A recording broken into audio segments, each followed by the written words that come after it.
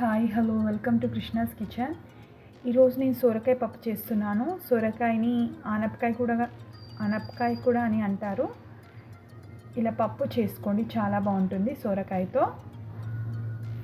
ఇక్కడ నేను ఒక సొరకాయ తీసుకున్నాను, అంటే పూర్తిగా తీసుకోలేదు, అంటే ఒక 75% తీసుకుంటాను. ఇక్కడ నేను ఆల్రెడీ కందిపప్పు తీసుకున్నాను ఉడకబెట్టేసుకొని.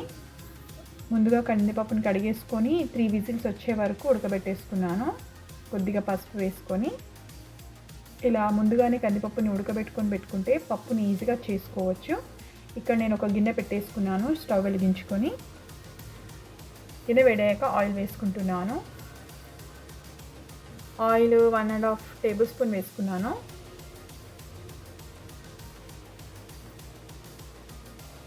ఆయిల్ వేడయ్యాక పోపు దినుసులు వేసుకుంటున్నాను. అంటే ఒక 1/2 టీ స్పూన్ జీలకర్ర వేసుకున్నాను, ఒక 1/4 టీ స్పూన్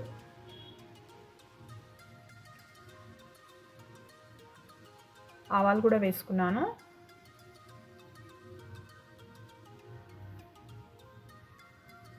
కొద్దిగా మెంతులు కూడా వేసుకుంటున్నాను, అంటే 1/4 టీ స్పూన్ కంటే కొద్దిగా తక్కువ.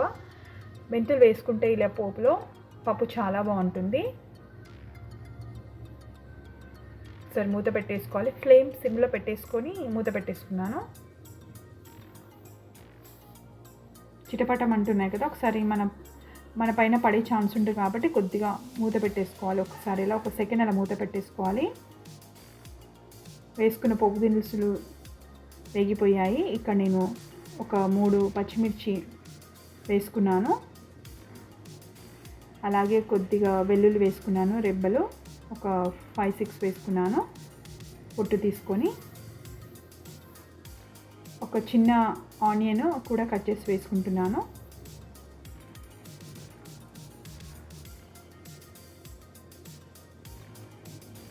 కొన్ని పప్పుతో చేసే వెరైటీలో ఇలా ఆనియన్ పోపులో వేస్తే బాగుంటుంది. వేసుకున్న ఆనియన్స్ కూడా వేగిపోయాయి. ఒకసారి కలిపేసుకొని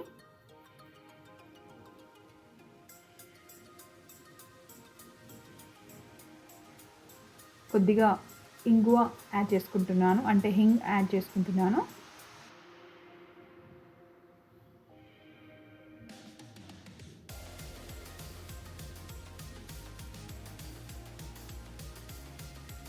పసుపు వేసుకున్నాను. ఆల్రెడీ నేను కందిపప్పు ఉడకబెట్టుకునేటప్పుడు కొద్దిగా వేసుకున్నాను పసుపు. ఇక్కడ నేను కొద్దిగా వేసుకుంటున్నాను. ఇక్కడ కట్ చేసి పెట్టుకున్న సొరకాయ ముక్కలు కూడా వేసుకుంటున్నాను, అంటే పొట్టు తీసి కట్ చేసి పెట్టుకున్నాను. మనకి ఇష్టమైన సైజులో కట్ చేసుకోవచ్చు.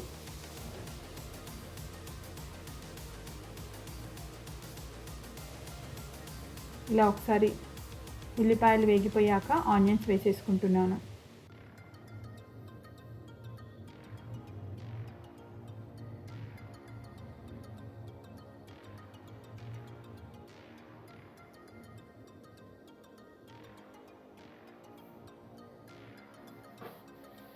నేను తీసుకున్న సొరకాయ లేతగా ఉంది కదా, అందుకోసం పెద్దగా ముక్కలు కోసేసుకున్నాను.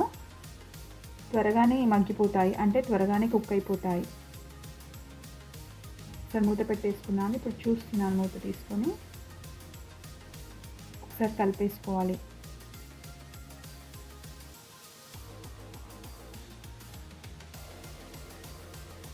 కొన్ని వెజిటేబుల్స్లో వాటర్ కంటెంట్ ఉంటుంది కదా, అందులో ఒకటి సొరకాయ. ఇందులో కూడా వాటర్ ఉంటుంది కదా. ఇక్కడ నేను ఒక చిన్న టమాటా ముక్క కట్ చేసి వేసుకున్నాను, అంటే సొరకాయ ముక్కలు కొద్దిగా కుక్ అయ్యాక వేసుకుంటున్నాను. వేసేసుకొని ఒకసారి కలిపేసుకోవాలి. ఫ్లేమ్ మీడియంలో పెట్టుకున్నాను సొరకాయ ముక్కలు వేసుకున్నాక.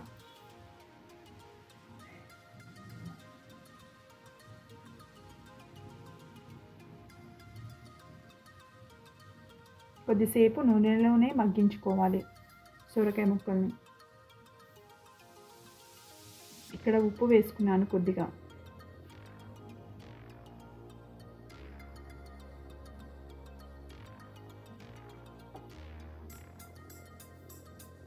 కొద్దిగా కారం కూడా వేసుకున్నాను.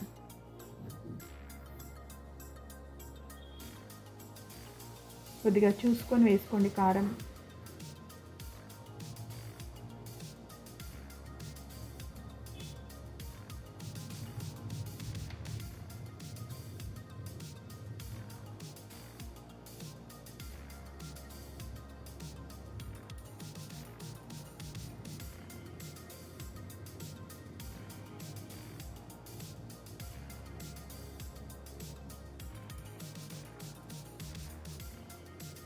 నేను ఇక్కడ పచ్చిమిర్చి 4 తీసుకున్నాను కదా, అందు గురించి కారం చూసి వేసుకున్నాను.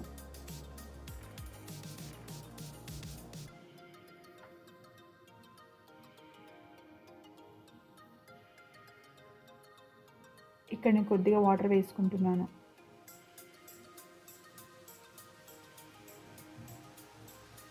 ఇలా కొద్దిగా వాటర్ వేసుకుంటే ఆనపకాయ ముక్కలు కుక్ అయ్యేటప్పుడు అడుగంటవు, అంటే కొద్దిగా సాఫ్ట్ అవుతాయి.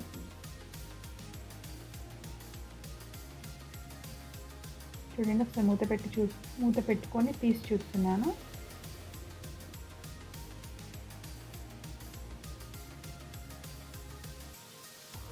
వేసుకున్న సొరకాయ ముక్కలు, టమాటా ముక్కలు కుక్ అయిపోయాయి.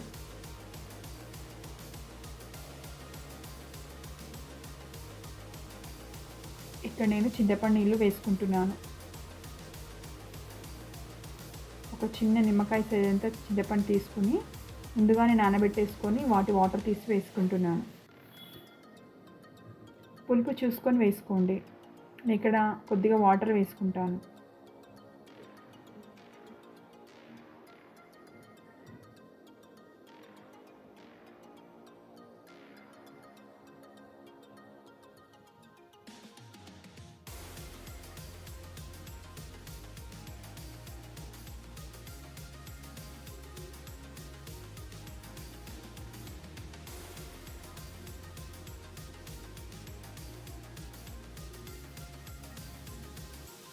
నేను ఇక్కడ చింతపండు వాటర్ వేసాక ఒకసారి మూత పెట్టేసుకున్నాను. చూడండి, ఇక్కడ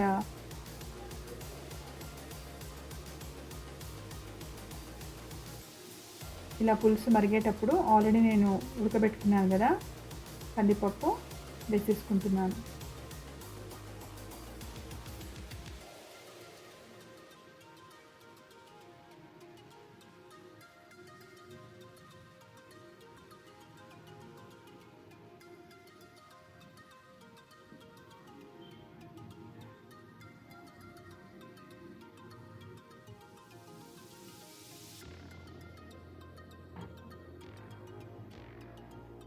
ఇలా కందిపప్పు వేసుకున్నాక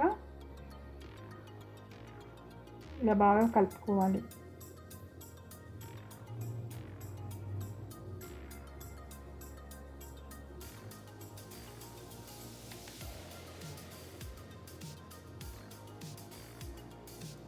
ఇక్కడ రుచికి సరిపడా సాల్ట్ వేసేసుకుంటున్నాను.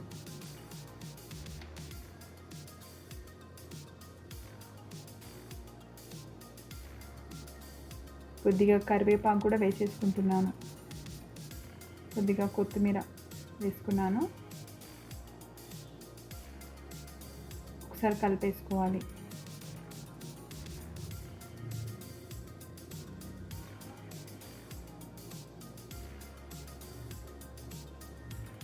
ఇలా ఒకసారి కలిపేసుకొని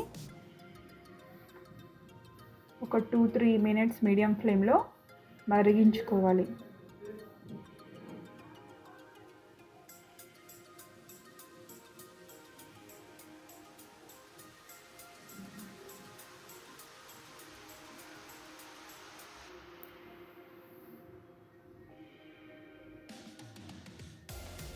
ఇక్కడ పప్పు మసులుతుంది కదా, కొద్దిగా ఇక్కడ నేను ధనియా పౌడర్ వేసుకుంటాను.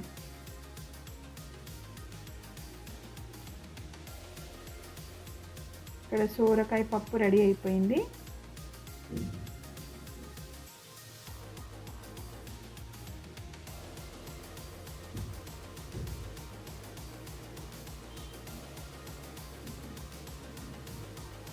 సొరకాయ ముక్క ఇలా ఉంటే సరిపోతుంది, మరీ మెత్తగా కుక్ కానివ్వద్దు.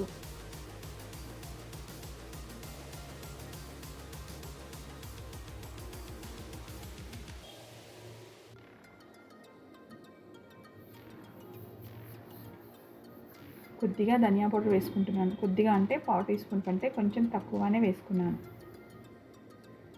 ఇలా వేసేసుకొని ఒకసారి కలిపేసుకుంటున్నాను.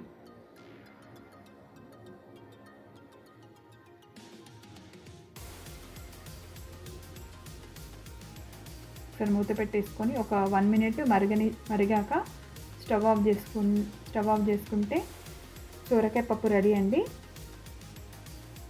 వేడివేడి అన్నంలో వేసుకుంటే చాలా బాగుంటుంది.